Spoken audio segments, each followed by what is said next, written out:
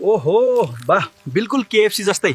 Hello साथीहरू, आज म घरमै केएफसी स्टाइल फ्राइड चिकन बनाउन सिकाउँदैछु। भिडियो अन्तिमसम्म हेर्नु होला।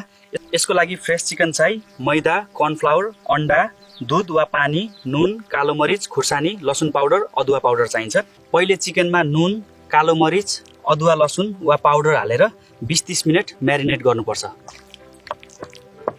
अब अन्डा र दुध मिसाएर ब्याटर बनाउनुहोस्।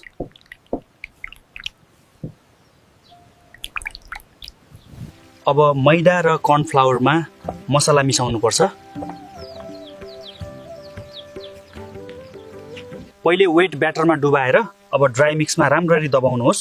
जति राम्रो कोट भयो त्यति नै क्रिस्पी बन्छ।